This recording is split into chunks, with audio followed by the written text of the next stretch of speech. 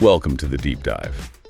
Today, we're plunging into a really fascinating tug-of-war happening in China. We're looking at the evolving battle between foreign and local brands and what it tells us about Chinese consumers, maybe even bigger societal stuff too. Yeah, exactly. You've got sources ranging from consumer surveys, economic analyses, even some anthropological takes. Our job is really to pull out the key bits for you so you can really get a handle on what's driving these shifts. Okay, let's get into it then. The sources show that actually, even before things like that Xinjiang cotton issue flared up, local Chinese brands were already gaining a lot of ground, getting recognition. It sounds like a pretty intense fight for consumer attention. It is. And part of this is China's dual circulation economic idea, which really focuses on the home market. So foreign companies are understandably a little worried, about more government help for local players and consumers, maybe switching allegiances. And you see some really striking examples in the data, right? Like UHT milk. Oh yeah, the UHT milk case is pretty stark. That's the shelf-stable stuff in cartons. Yeah.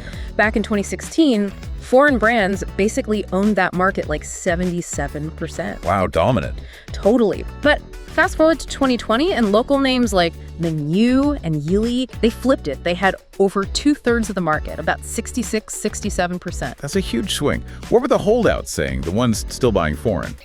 They often mention things like pollution-free sources, natural, organic, or maybe a more authentic taste. Interesting. So quality perceptions were key. Yeah.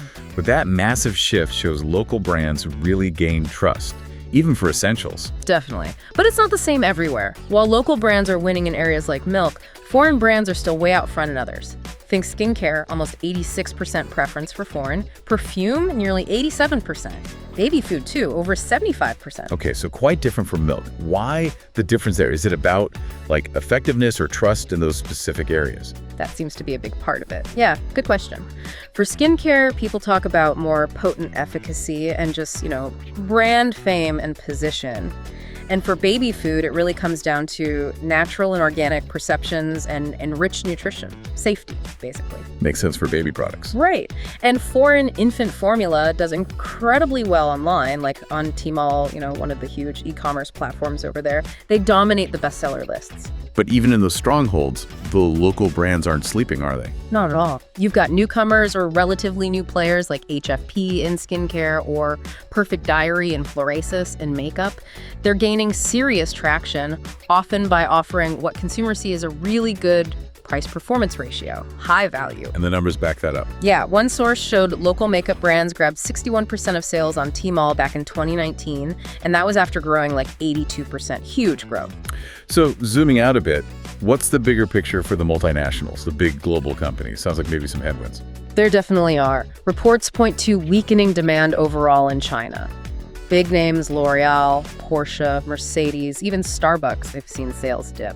It seems linked to less spending on non-essentials, maybe a cooling in that high-end consumption we saw for a while. And what's behind that? Just the general economy? It's a mix of things. Slower economic growth, yeah.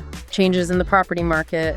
Global uncertainty plays a role. Even demographic shifts, maybe leading people to be a bit more rational or cautious in their spending. And don't forget the trade tensions. The trade war was called a sledgehammer in one source, pushing more companies to rethink their China presence or even exit. But the big players aren't just packing up, are they? They must be adapting. Oh, absolutely. They're adjusting product lines, Apple putting out mid-range phones, Nike doing more China-specific designs. They're also localizing more, working with Chinese tech firms, say on electric vehicles, and really diving deep into digital channels, e-commerce, live streaming, often using KOLs. KOLs, key opinion leaders, right? Yeah. The influencers.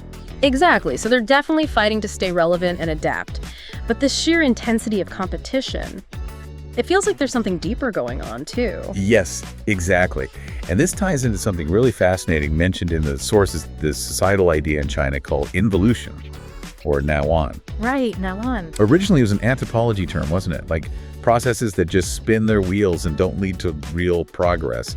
But now, city dwellers use it to talk about, the grind of modern life, feeling trapped in a race where you might not actually get ahead, but you can't stop running. Yeah, a feeling of spiraling in on itself. And for businesses, it shows up as these crazy price wars, maybe everyone imitating each other instead of truly innovating. One expert called it an endless cycle of self-flagellation. Sounds exhausting. It does. The source suggested that in Chinese society, not competing is essentially not allowed. It's this highly dynamic trap that just eats up energy. Wow. Well, this has been a really insightful look into China's market. It's so complex. You've got local pride, economic shifts, and these deep societal currents like Neijuan all mixing together. For sure. And despite all these, short-term bumps and the intensity, the multinationals generally, they still seem pretty optimistic about China long-term, especially when you look at projections like the middle class hitting maybe 1.2 billion people by 2030. That's a huge market.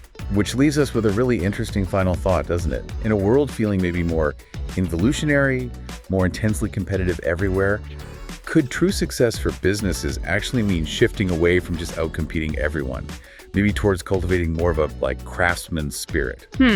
That devotion to quality, to your specific niche. Yeah, the deep focus on the here and now, on doing one thing exceptionally well. How might that change the game and maybe redefine what success even looks like globally? Something to think about.